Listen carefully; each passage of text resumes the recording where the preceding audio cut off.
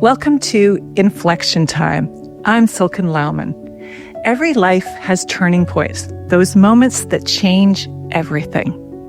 In this podcast, I sit down with remarkable people to explore the challenges, choices, and unexpected events that shape who we are. From heartbreak to triumph, fear to clarity, these are the stories that remind us that growth isn't linear and meaning is often found in the moments we least expect. Inflection Time, uncovering the moments that make us.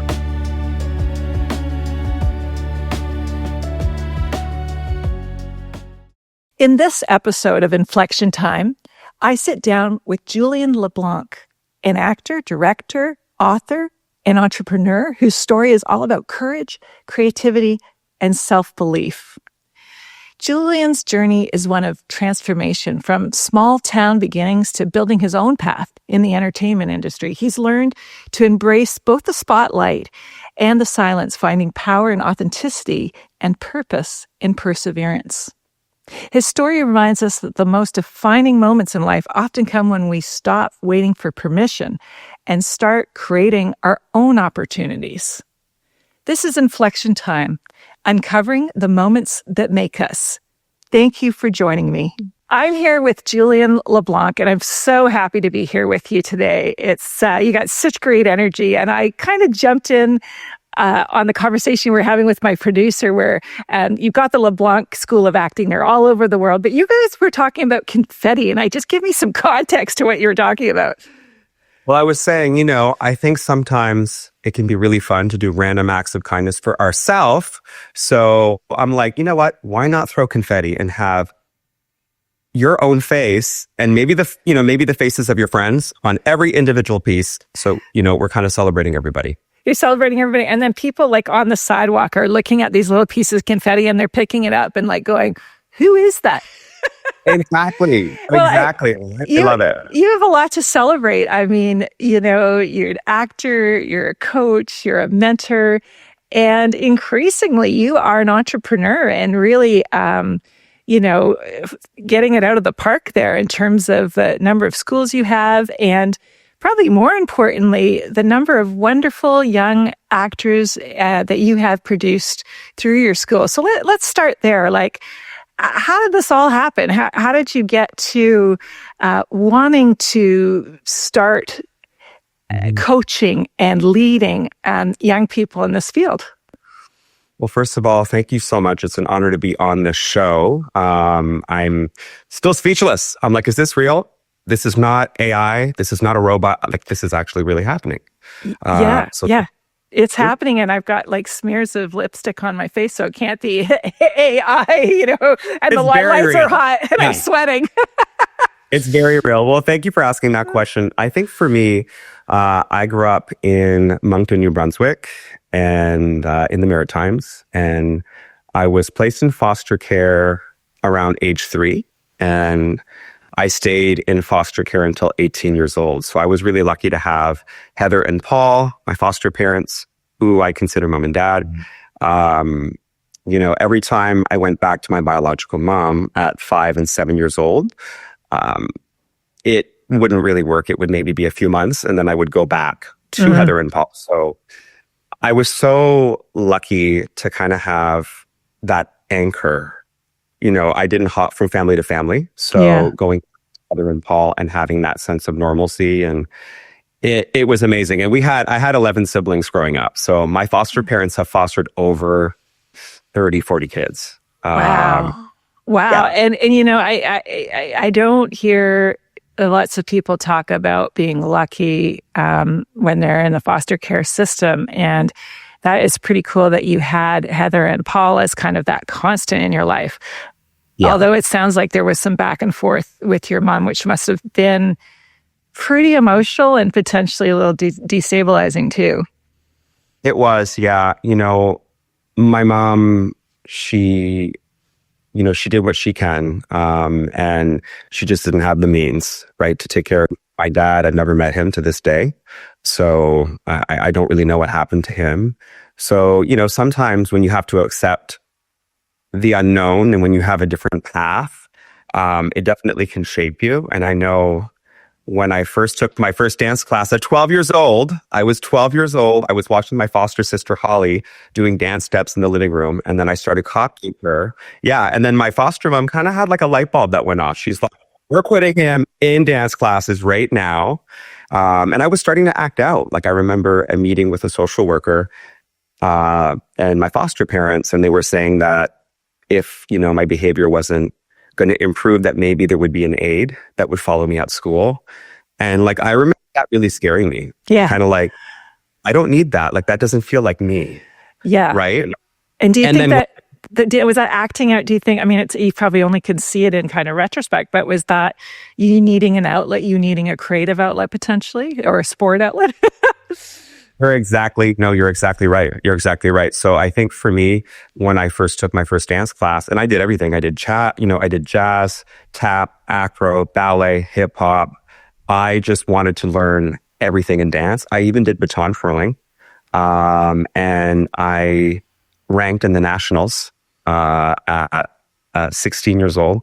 Wow. Was that in your resume? Yeah. Baton twirling. And like that's a real thing. Like it's competitive. It really is. Yeah. It's not in the Olympics yet, but we're really they've been pushing for it. Yeah. And so it was the first time I had an emotional outlet. It was the first time that I was really able to process, all these difficult things that had kind of happened to me. It was almost like a way for me to finally truly just be myself and embrace who I am and feel all the different emotions, whether through song, dance, expression, So it was a lifesaver for me. It really, really changed like the course of my life. And I became really, really passionate. I became obsessed, obsessed. Yeah. And then I went to the Canadian College of Performing Arts at 18 years old. I auditioned in Halifax at 17, in Victoria, in Oak Bay. And I was like the youngest of that year. They pick about 35 to 40 people. Yeah, I'm familiar with the College of Performing Arts because one of my friends sat on the board for years, and we, once in a while we'd go to their productions that they had every year. I might have even seen you in one of the productions here. That was younger than me. It's interesting. So, you had this outlet, and it happened in those teen years, the early teen years, I guess tweens, I call them. And like, did you know that you had all this emotion and stuff that needed to be processed? Or like, how were you feeling before you started that? Yeah, I think there was a lot of things kind of happening. Like, why was I not like the other children? Like, why did I not have a mom and dad that were taking care of me like a lot of my friends did? Also, there was stuff with, my identity, starting to realize, that, I don't think, I may not be like the other boys, there's different things I was starting to figure out about myself. And it's just so scary to kind of navigate all of that alone. So I kind of feel like I found my people. I found creative, wonderful rebels. I call it rebels, that not afraid to just blaze a path. Trailblazers like yourself. Yeah. Like yourself. Although, it's funny because, in sport, there's this hyper discipline and you think of athletes and artists really differently. Like artists are like this, there's this idea that they're just kind of like write or do things when they feel like it. And, the more I speak to musicians and songwriters, and I mean, it is a very disciplined existence. The creativity, of course, comes and, you can be lit up by creativity. But actually, like the more I talk to people in the arts, the more I realize there's actually so much similarity because athletes are driven by passion. They have a passion. I always had a passion for sport and specifically for rowing. I fell in love with the sport in my teen years. But it's also, just like you said, it's this incredible outlet. And in sport, it's kind of physical, right? So you're pushing your body, and in a way, like I always think you're cleaning out the emotions because you're putting them out there on the water, or you're running as fast as you can, and you're getting the anger and the frustration or whatever it is. But one of the things that I think was really important to me in the beginning of my sport career is that I came in contact with adults who were healthy and they cared about me. And it is such an astounding thing because when you're growing up, you've got this little, family unit that you're part of this, yours sounds like not so little, pretty big, but it's still your family, it's still your sample size. And when I had a coach that cared about me and cared about my well-being and my sister's well-being, because she also rode, it was just like this epiphany, like, wow, like other people can care about me and my path. Oh, absolutely. And I think that's what really woke me up to wanting to work with so many different people and families is that for me, chosen family really became an important thing because I was finding people in the LGBTQ community that I could connect with. I was finding people in the creative community that I could connect with. Also, being a foster kid, my parents weren't blood related. So you really start to realize chosen family, the people in your life that spark you, that motivate you, that inspire you, that uplift you, that are there, that have your back. Like that's important too. And it can be blood for a lot of people. Family can be blood for many, but I also think chosen family is so important. And so at LeBlanc, at my school, that's a really huge part of it is we also mentor and guide our students along, whether they're new, developing actors, very advanced actors, because rejection is a huge part of it. Like you're right. There is so much rejection. And I always say, you can grow your own luck. So if you're just sitting on the couch, not doing anything, not taking classes, not reading books, not getting out there, well, your luck will be this. Throw a ball between this, Silken. Throw a ball between that. You're not going to land it in. No, but if you I probably wouldn't land it in if it was that big. But that's maybe my ball skills. Exactly, jump it in, get messy. Jump in the mud. Then that will be your luck. The ball will land. It's not. It's great message because athletes fail way more than they succeed. Actors fail way more than they succeed. It's not the failure, right? And I think about, and I don't even like using the word failure, but I mean, there are times that you have a terrible race and you know that you could have had a different strategy or, you got too nervous or whatever it is. And not only that are they teaching moments, but it's what you make them mean. And I think if you make a setback mean that you're a failure and that you didn't try hard enough and that you're head case. And in my early career, I had a lot of that. I had a lot of just this heaviness about everything that I did.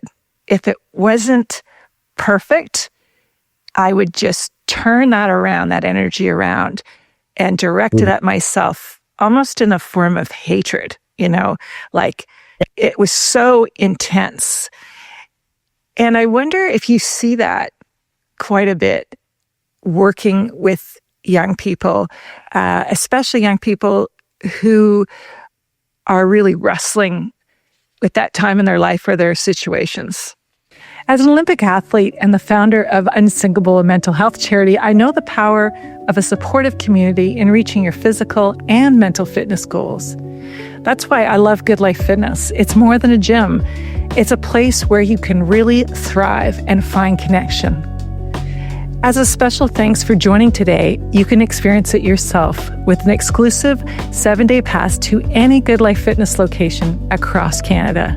Visit the link in this podcast description for access. All of my podcast guests have shared the importance of physical activity in their lives. Together, let's build a healthier and happier Canada.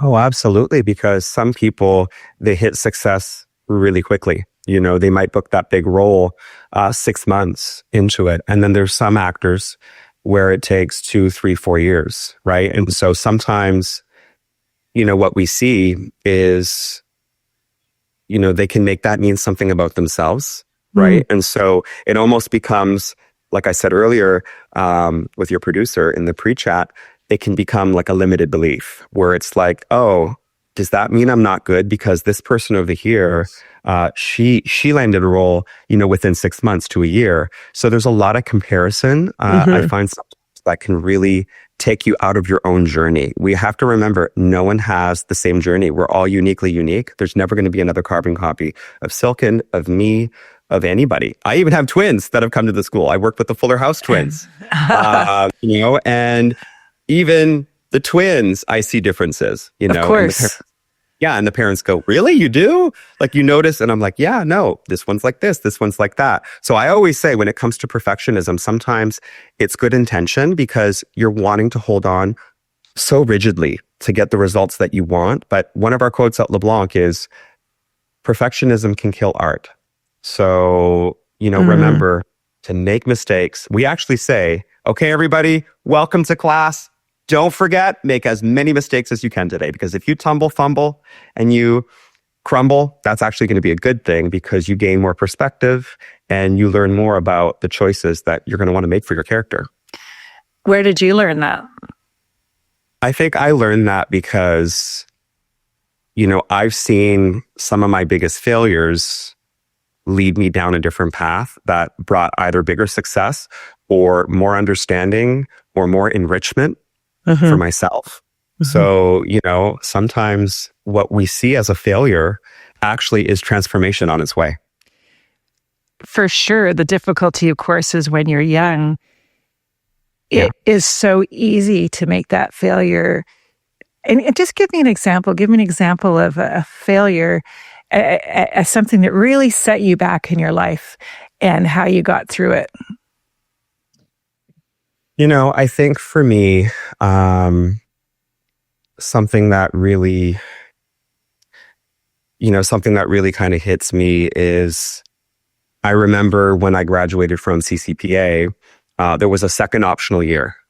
And I auditioned for the optional year where they kind of cut the 40 in half and there's 20 people that are asked back. And I was accepted in. And, I chose to not go in the end. I kind of deferred it. And I remember wrestling with so much of that. Like, did I make the right move? Did I make a mistake?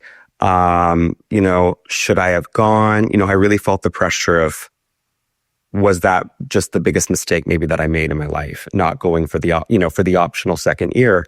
But after a few months, I landed my first talent agent.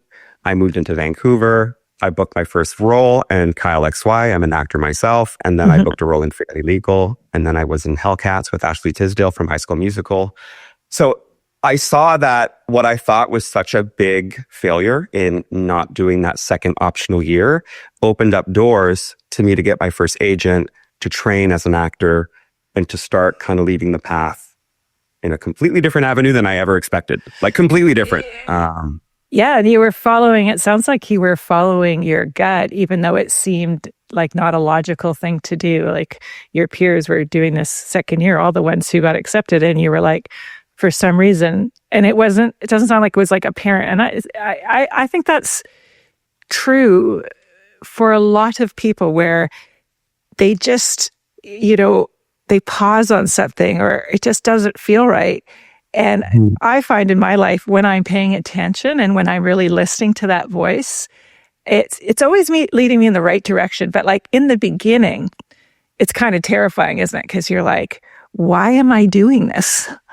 Yeah, exactly. And it kind of just felt like if I did it, it was betraying something in me. I kind of felt like it was sort of betraying something in me. And it kind of felt like I'd be blending in. And I don't want to blend in. I want to break through, So something said this is the right thing to do. But for a few months, I did wrestle with possibly making the biggest mistake of my. And it happened to not be a mistake, and it led to so many new friendships, so many connections. Well, it's your whole new path, right? A whole new path opened up, right? And then, through the acting, you kind of connected with the coaching and the teaching. How did that happen? Yeah, and I think so that kind of happened after a few years of auditioning and getting out there and booking a few roles. I did Wayward Pines, season 2. I've done quite a few little Hallmark movies, and we do a lot of those in Vancouver. Yeah. We do a lot of Hallmark. True. Yeah, I think our neighbors was a Hallmark house at one point. Yeah. So definitely. So I think for me, I remember being, you're going to laugh. I remember being 6 or 7. I was that little boy who had a chalkboard in his room. I'm not even kidding you. I had a little chalkboard in my room, and I would pretend that I was teaching and grading tests. So like, even at 6, 7, 8, I'm not even kidding you, I was obsessed with wanting to be a teacher and grading tests. So I thought early on, maybe I would be a school teacher. And as I said, I went a different path, but I think I was always meant to work with kids, to work with youth. For me, I was so lucky in foster care to have amazing parents who supported me. They even paid for my post-secondary education. Like that is so rare. At 18, normally, the government isn't giving the money anymore, right? Yeah, you're out of care. Exactly. And my foster mom, Heather, made sure that my CCPA tuition was paid. It's a huge gap in the foster system, right?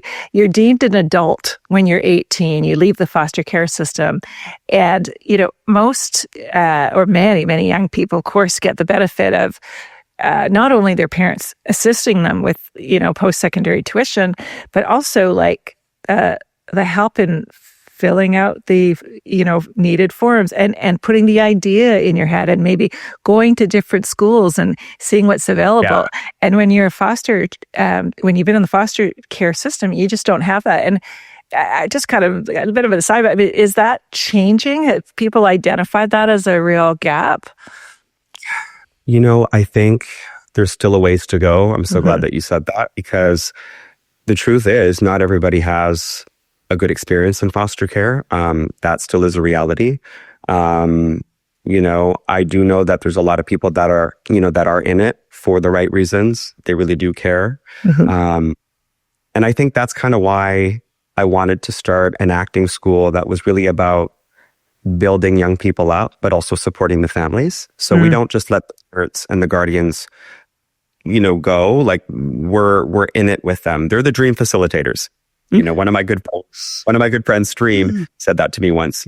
Parents, they're not stage moms, they're not stage dads, they're dream facilitators. Like the kid can't do it without them. Like they're on the journey with them, right? So the heartbreak, the wins, the losses, they're sharing that. So for me, I think it's important for me to give back, because I was so lucky. I was one of the lucky ones in foster care, but there's so many that are not. So if I can touch and reach out to so many people and help them reach their dreams, I'm going to do it. I'm absolutely going to do it. I think when I also love children, and I particularly love teenagers and that sort of teen, early 20s time, I just find it's very transformational. And even though the challenges are big, the wins are big too. And I think for me, some of that connection and ability to be with tough problems with teenagers is that I had my own path in a very dysfunctional family, in a mom who had a severe mental illness, and there was a lot of instability.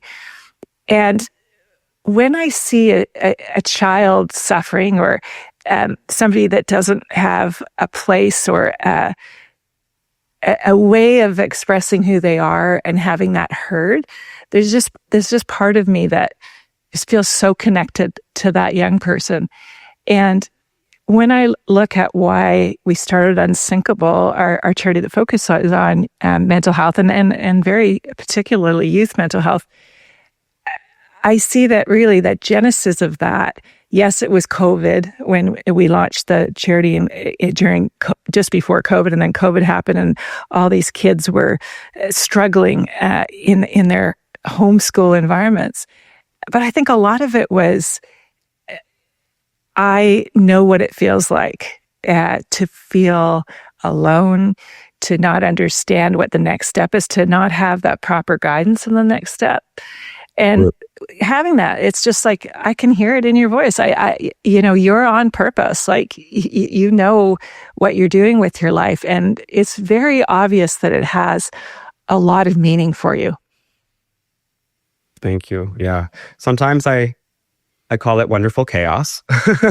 I'm like, which direction am I going in today? But yeah, no, totally. I never give up. I am a fighter. I always have been. And,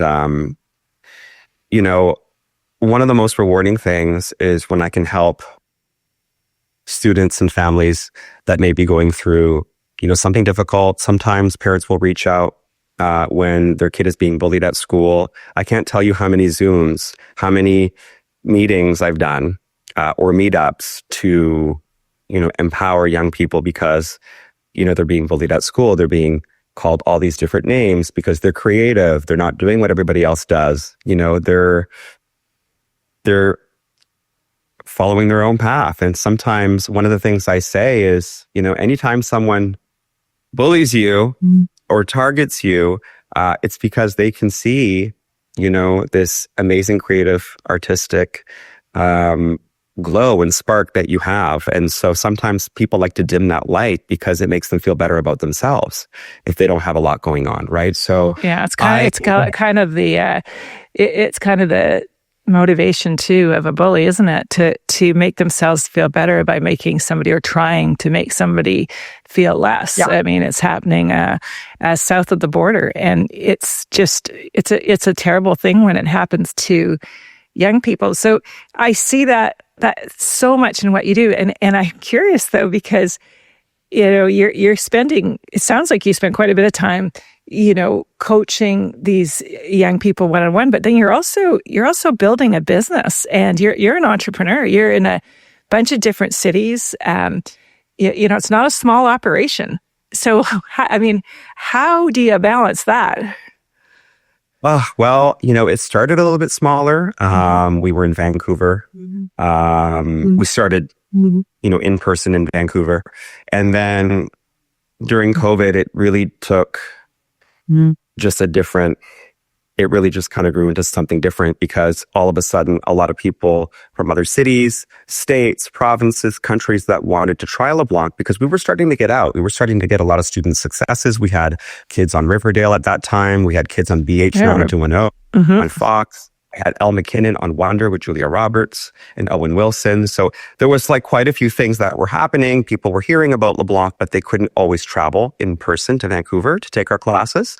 So when we went virtual, it was it just kind of blew up, and it's grown to we have a United Kingdom division. We have so many students in Australia now. We have working actors everywhere. Just recently, I'll share with you, we had Scarlett Spears, Ariana Grande, the pop star herself, her grid, Scarlett Spears playing young Linda in the new Wicked 2 that's coming out. And I coached her for that. Also mentored her a little bit for that. Yeah. And then we also Sofia Galasso in Toronto, who's in the new Frankenstein by Guillermo del Toro with Mia Goth and Jacob Elordi. So she just went to the Toronto International Film Festival. I coached her for that as well. That was incredible. We just found out too that we have a main cast member in the new Camp Rock 3 with the Jonas Brothers. Oh, the Camp Rock. I love it. it. But I'm astounded. I'm astounded you can remember all these names, what they're in. Obviously the kids that you're one-on-one coaching, but you're producing a lot of successful actors. Do you say actors and actresses, or do you say actors? I kind of say it all. I'll say actors, actresses, alumni, so this year, something that's really cool, a really cool accolade. I just found out that I had a LeBlanc alumni in one of the #1 movies worldwide this year and a #2 movie worldwide this year, where each actor was a lead. So Caitlin Sanawana was in Final Destination Bloodlines, which she was the lead. It went #1 worldwide. She is an alumni of our school. And then Alfie Williams was in 28 Years Later. And he was, a big substantial role in that. And that went #2 worldwide. So to have a #1 worldwide movie and a #2 worldwide movie where we have two students doing their thing like that. I mean, I'm always in awe. But if I lost everything tomorrow, I always say this, I would be okay, because I just want to remain humble, grateful. I take everything one day at a time. I try not to be too defined by the success part, because I still feel like there's so much work to go. Yeah. So if I lost everything, I would be okay. Yeah. And a lot of our guests actually, they do focus. I mean, the podcast is called Inflection Time, right? And so we're reflecting on life and some of the messages. And I just hear that over and over again about how it really is the process. It's every day and every opportunity. And I mean, I certainly felt that way about my rowing career. It was driven by a love, and of course, I wanted to win. But I love the process too. Today I'm running a not-for-profit. I'm doing this podcast. I'm writing a book, and all of those things feel very aligned to who I am. And I get a lot of joy whether the book becomes a bestseller, nobody reads it. It's like, yeah, of course I want it to be successful because I worked hard on it, and I want it to go into the world and be read and it be meaningful. I'm applauding you right now. Thank you. So I'm applauding you, and guess what? Confetti in my hands with your face on it. Yay! Girl, I love that. Like, you're doing it. And, I always say, believing in what you do is not for others to decide. Exactly. Like, and it's about reinvention too, isn't it? Like, you were an actor. You are an actor. You had a path in high school, being at the performing arts. Now, yes, you're still acting, but you've got that role of coach and now entrepreneur. And who knows what the next step is? But one of the challenges I've had, and it's probably internal more than anything, is that when you are recognized for one thing, like literally for one moment in time, when, another boat crashed into you and, you became a national storyline, sometimes it's hard to change other people's definition of who you are. And you can't. You can only really focus on your own journey in this world and follow what you want and not be limited by what other people think you are or what you can and can't do. And of course, it's augmented, I think, when you're a public person, but I think we actually all have that version of that, like stay in your lane, whatever that means. Oh, absolutely. It's almost like, how dare you if you step out of those lines? It's like, no, you're an Olympian. That's what you did. You can't go over here and write a book. You can't go over here, maybe play a part in a movie or, host a podcast, which guess what? You did. Yeah. Yes, you did. Yeah. And it's going really well. I mean, we were nominated for, we entered in the Webby Awards last year. We were given special mention, and it was our first season. And that was so, I didn't actually know what the Webby Awards were at first, but when I understood why we were being recognized, it was very affirming. This path has felt very right for me. I've been in the public eye. I've done lots of interviews. I speak, but it's this curiosity of having a conversation, human to human, that I just feel like, no, this is the lane I'm actually supposed to be in. This feels really right. And I wonder, you get actors, especially actors that become well known as children. If that's something that you have to help your young people navigate through, is that change of identity, because not every child actor, as they say, can transition into a successful adult actor. That's right.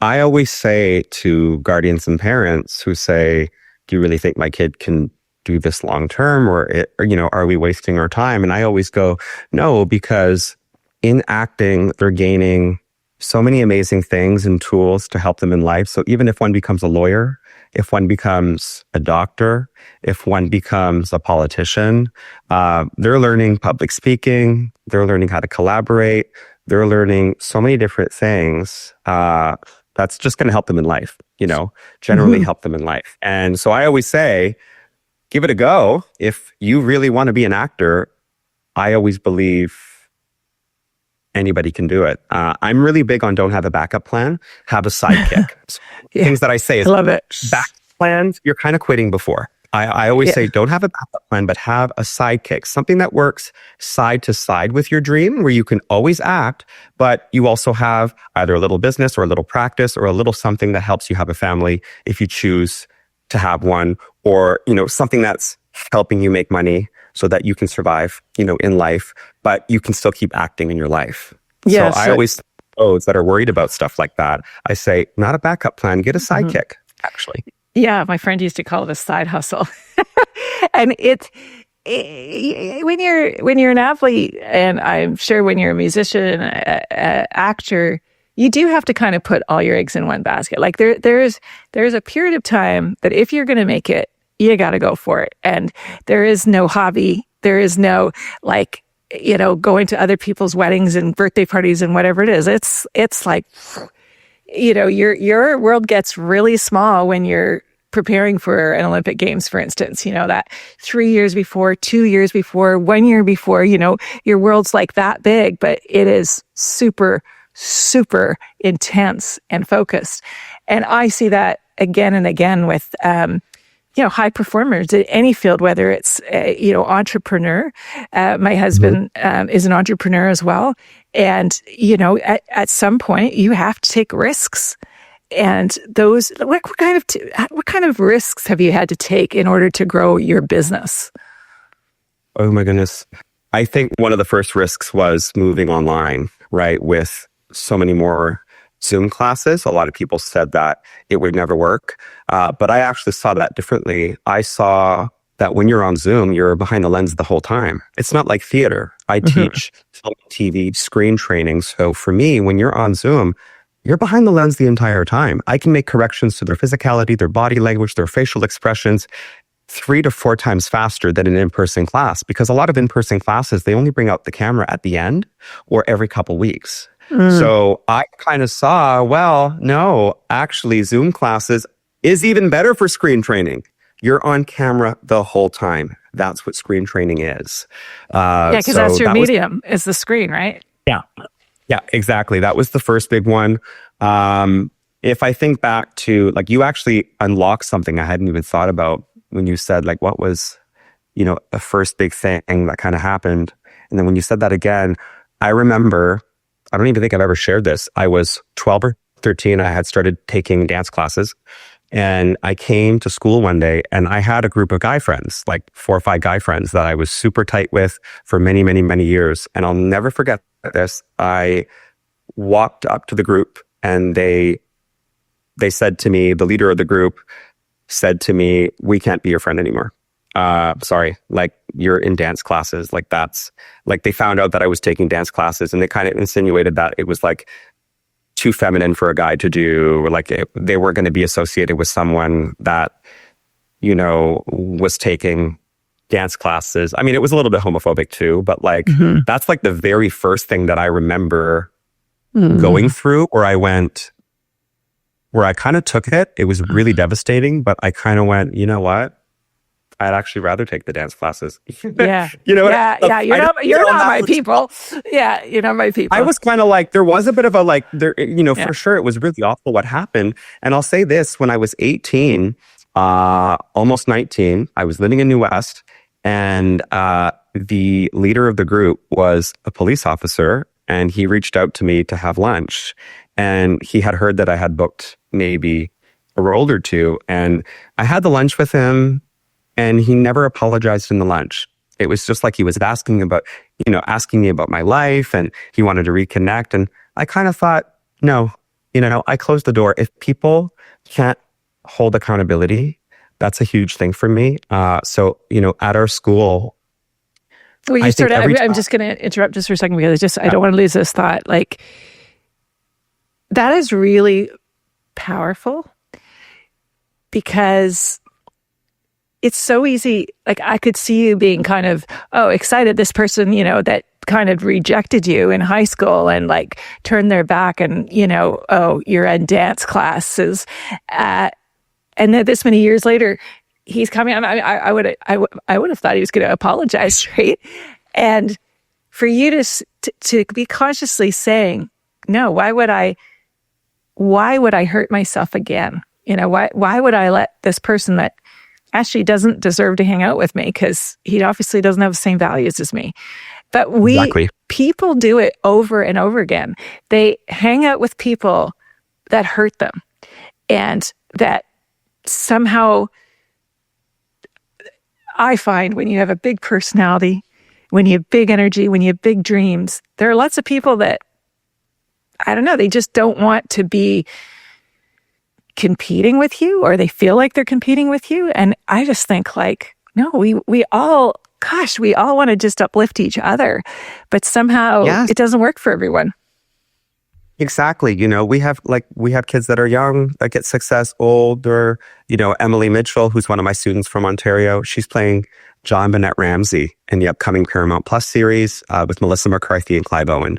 Wow. And she's taking Zoom classes with us as a toddler. She was 6, I think, when she started taking classes with us on Zoom. Wow. Yeah. Wow. So, and I agree. I think, anytime I've had a big change, or I've taken a risk, or there's been a transformation that I wasn't really sure where it was going to lead to, I always think of acceptance and accountability. So I accept where it's going, and then whatever happens, I take accountability. I made that choice. And if the other person that may or may not be involved can't do that, it's just not my cup of tea. I want to be with people that can say sorry. I'm really big on that. I want to be friends with people that can say sorry and mean it. Oh my gosh. I got to tell you, that is hitting me to the core.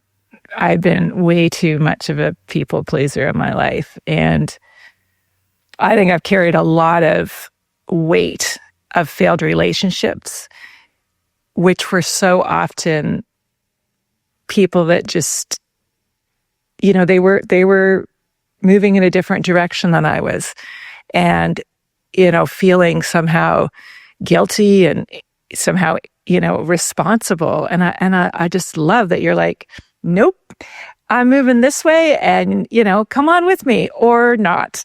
I don't know if that's like a difference to you between men and women. I just feel like the male friendships I've had in my life have been a little easier than the female friendships, mostly because they just tell me exactly what they're feeling or thinking or not liking. And I get it. It's like, oh, okay. Yeah, no, exactly. And I have to say, this is still a bit of a newer me. I have wrestled with people pleasing. I have wrestled with, with not wanting to disappoint. I have been a validation seeker, wanting validation from here, there, and everywhere. So it's kind of nice when you kind of slow down on that and you go, you know what? Let's work on what's going on here. Like, what's going on in my core, in my body. And I've been meditating a lot more. I never meditated before. I do gratitude lists, and it's really helped me just kind of stop those unhealthy behaviors that I sometimes can still do. So trust me, I get the people pleasing thing, because it's like, if you have people liking you, well, that means, you're doing a good job, or that means you're good, or that means you're amazing. And the truth is, we actually have to be the one to view that. Silken has to go, I am amazing. I have gone through a lot. Silken has, been that little trailblazer, like I said earlier. Yeah. And you know what? We're allowed to make mistakes too. We're allowed.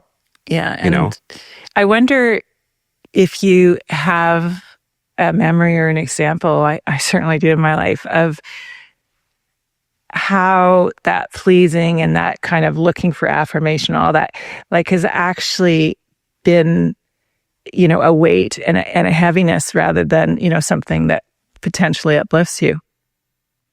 Yeah. I mean, I have one with this year for me. I think sometimes even at work or with friendships that were kind of acquaintances the whole time, and they never reached a certain level of depth that maybe I was hoping for, and I was kind of continuing that friendship.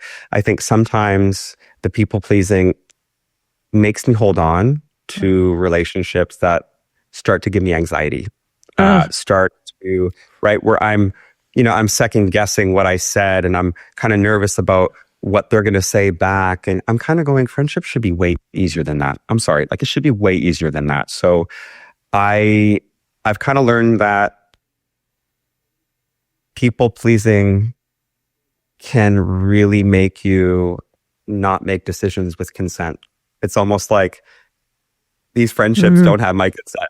You know what I mean? Oh my gosh, that's just hitting me so it's just hitting me hard because right? That way it's like, you're just going along and it's not fitting. You know that every time you see that person you feel totally drained, but all your friends are friends with this person. Like, it's just like it gets so complicated.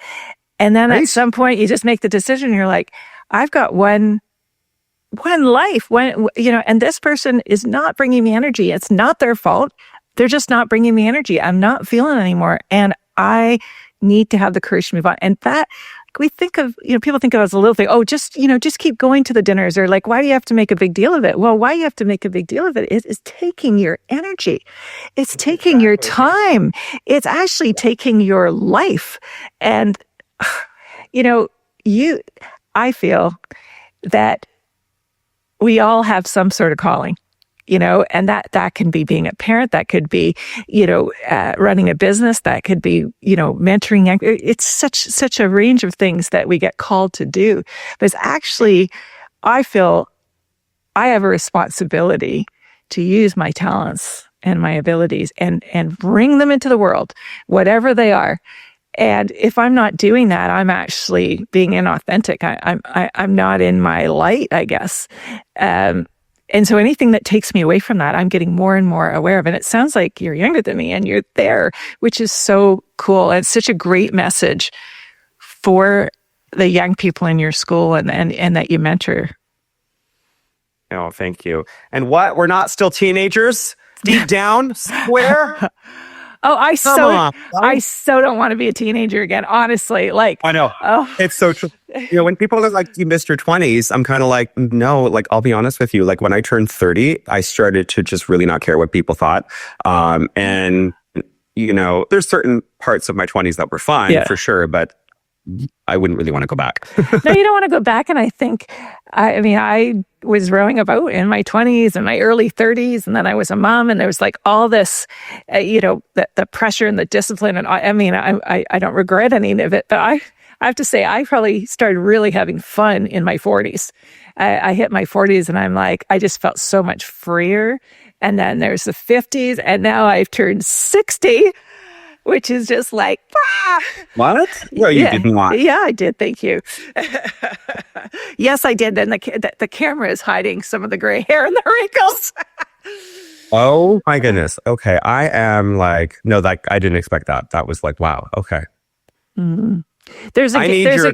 I need your topical regimen. Like, I don't know what Instagram's using, but okay. Yeah, well, my dad's 89 and he's still doing push-ups. So I think there's like a little bit of genetics in here. But, there's this beauty, I think, in aging, though, that's all about if you're doing work, if you're actually consciously doing the kind of things you're doing, which is, letting go of people or things that don't serve you anymore, like moving forward, having courage.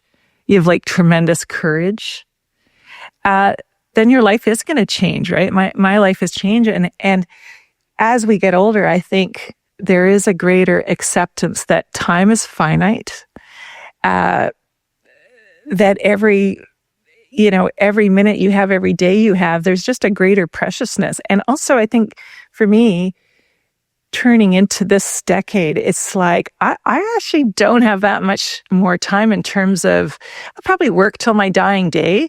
But, I really want to do some significant things in these next 10 years. And I don't know, it puts a little positive pressure on me. Mm-hmm.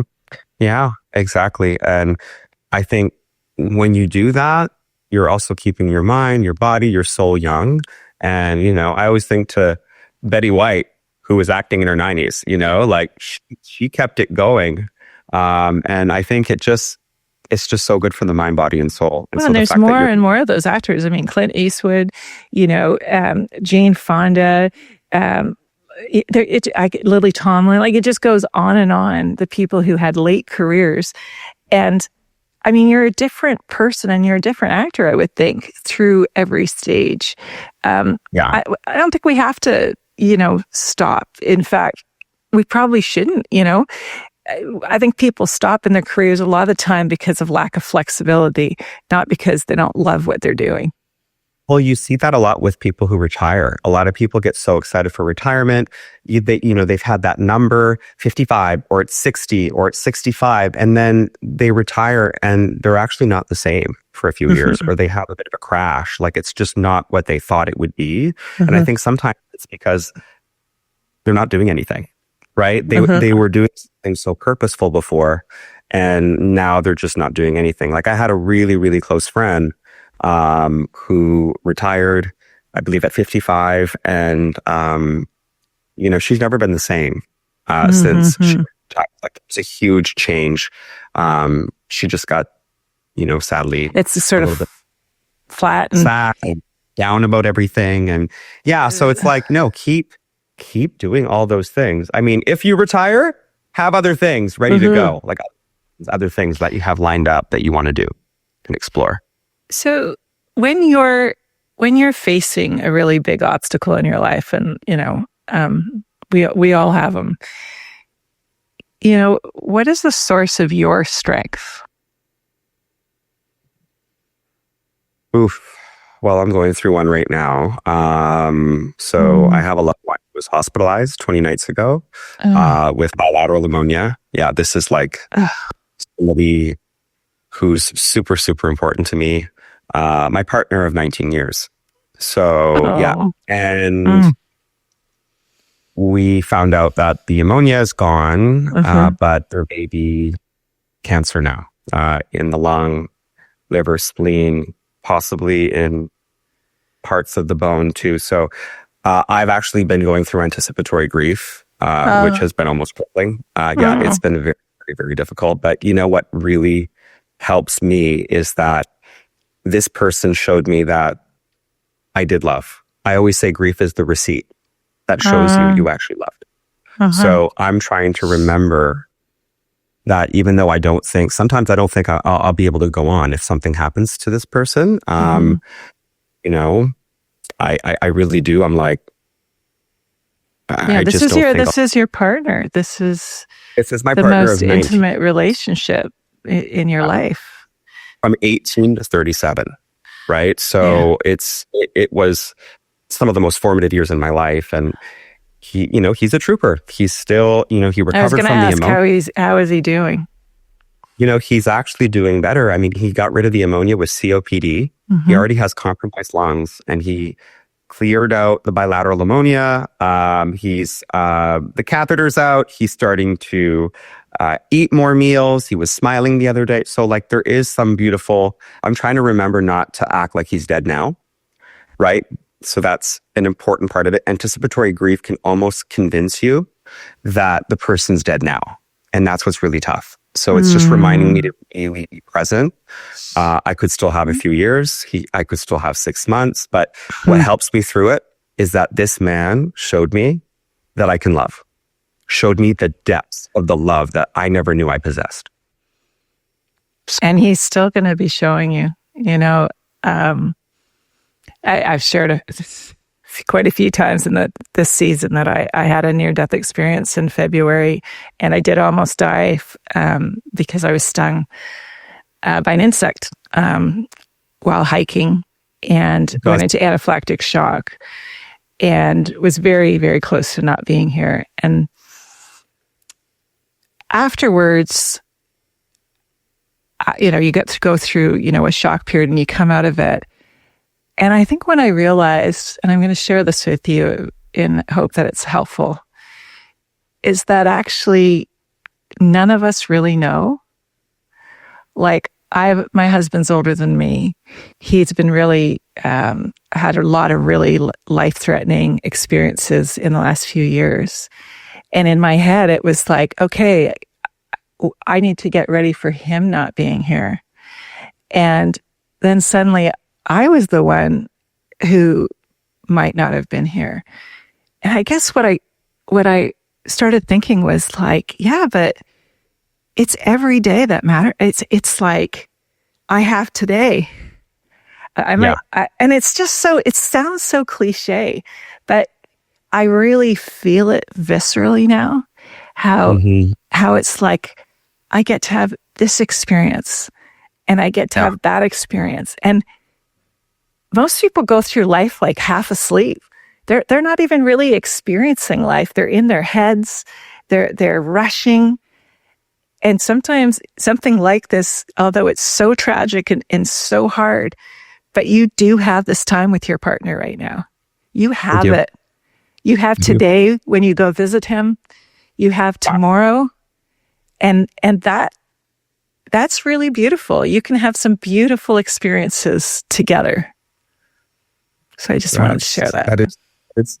That is so meaningful, so sweet. You have no idea how much that means that you would say that. And I always say, like, we really obsess about what we think other people are thinking about us, but the truth is, almost nobody's thinking about us. Most people are thinking about themselves. Yeah. Most so people true. are actually doing what we're doing. They're thinking about themselves. And so when I kind of learned that, and when I started to see that, I was like, oh, I'm obsessing about what everybody thinks, and those people aren't even really doing that, actually. That also helps me stay present and kind of regret today. And you can't row a boat that way. You absolutely can't race at the Olympics that way. All of your time, you can't act that way either. All your attention has to be in the moment, in what you're doing, in balancing that boat, in, increasing your stroke rate, whatever it is. And so if you're looking like at the lane beside you, guess what? That person's going to go right by you. So it's like then the greatest analogy for me about how important it is to be in whatever moment you're in right now and not thinking about, what is that person thinking? Are they looking at me? Am I rowing properly? Do I look good? Like whatever it is that, you make up in your own head, it's just taking away your energy, and it's taking away your focus on what it's supposed to be on, right? Which is whatever is in front of you. Absolutely. So you can't wait to get older, because this stuff starts to become clearer. I'm excited to share that Ventum Financial, a sponsor of Inflection Time, has launched their new podcast called Relevant. At Ventum, they believe that sharing someone's story is a privilege, and Relevant brings those stories to life. It's where leaders, creators, change makers share ideas, shaping business, culture, and the world, one conversation at a time. I'll be joining Relevant for an episode to talk about resilience, optimism, strength, and how these qualities help us grow through change. I hope you enjoy that episode. Check out Relevant by Ventum Financial, where people are discovered. In terms of the future, I just, do you have some other big projects in the works? Are you? We just talked about being in the moment. I'm like, what's happening in the future? Do you have anything exciting you want to share with us, or something that's just brewing in your mind? Yeah, of course, I'm so proud of everything I've done entrepreneurially with LeBlanc School of Acting, and I want to see that continue to grow and reach more people. But honestly, I've gotten really, really, really into reading. I actually run a book club, LeBlanc's Legendary Book Club, on Facebook. We have almost 300 people in it right now. I only started really reading at 34 years old. Like I read scripts and stuff, but like I was not a novel reader. That's kind of new, and I'm obsessed. I love reading so much that I have decided that I want to write thrillers. I want to write books kind of like Frida McFadden, a little bit. So yeah, my goal is to be an author, and maybe, kind of sell the rights to production companies to make stuff. Because I have directed, I have produced, Yeah, you've been a storyteller already. And, it's one form of storytelling leads leads to another. And I mean, I'm going through that right now, writing a book, and I'm honing my skills as a writer. It takes a long time, and I've been working on it for the last few years, and I can tell that my writing is getting stronger and stronger. And then, yeah, at some point I just need to stand up and say, I'm a writer. So Absolutely. It is super rewarding. Yeah, and that's an exclusive, everybody. That is an Inflection Point exclusive. Okay. So producer Michelle, Phil. Yeah, she's got it. She's got it tagging exclusive. That is an exclusive. Yeah, no one knows that I want to be a writer. I haven't told many people, and I love that. When is you kind of roughly know when your book's going to come out? Yeah, well, so I'm in what I call the first edit stage. So there'll be some, probably fairly substantial rewriting in the next couple months. Then it's going to go, it's already in my agent's hand, but then it'll, get a publisher. And then I think it's a little bit of a process to go from, it has been in previous books, from, actually getting your publisher to figuring out what catalog you're going to come in, blah, blah, blah. So I'm hoping by the fall of next year, so 2026. And then I'm already working on my second book. So LeBlanc's Legendary Book Club, we could feature your book. That'd be great. Well, we already have one. I already have one, Unsinkable, which is somewhere you're going to get a copy. So that would be great. And I can come on and talk about it. Yeah, exactly. That'd and by fun. then, I think the book club could be close to 1,000 people by that point. So it's growing. Yeah, book clubs are cool. I'm going to start one as well. It's kind of a nice way. I've always been a passionate reader, actually. And my strategy is to have books beside every single chair. Every single corner of my house has a book somewhere within reaching distance. And you can actually get through a lot of books that way. And, I always feel like a book I'm reading, like Water for Chocolate right now. I'm rereading it. It's a beautiful, beautiful story that's kind of that kind of magical South American writing where you're not quite sure what's really happening, or is it a dream? Is it really? And the language is so beautiful. That matters to me, how language is used. And yeah, it just takes you on a journey, doesn't it? And probably like acting did earlier in your career where, you've got this outlet, but you're also opening up a whole new world. So speaking of that, I just, whatever is ahead for you, and it sounds like, there's some challenges ahead, but there's also a lot of opportunity. And I'm just wishing you the very best. It's been delightful having this conversation with you. Thank you so much. And if you ever want an acting class, Silken, if you're ready to be an actress in your 60s, you want an acting class? Yeah. Just contact us. We'll be ready. Michelle, Phil, same for you, producers. You're making me want to take acting lessons. Thank you so much. It's a real pleasure. You take care.